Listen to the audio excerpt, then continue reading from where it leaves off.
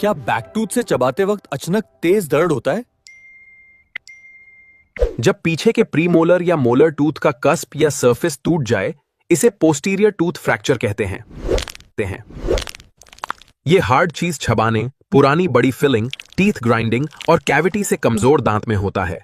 सिर्फ कस्प टूटा हो तो फिलिंग या ऑनले, क्रैक डीप हो तो क्राउन, नर्व तो आरसीटी प्लस कैप,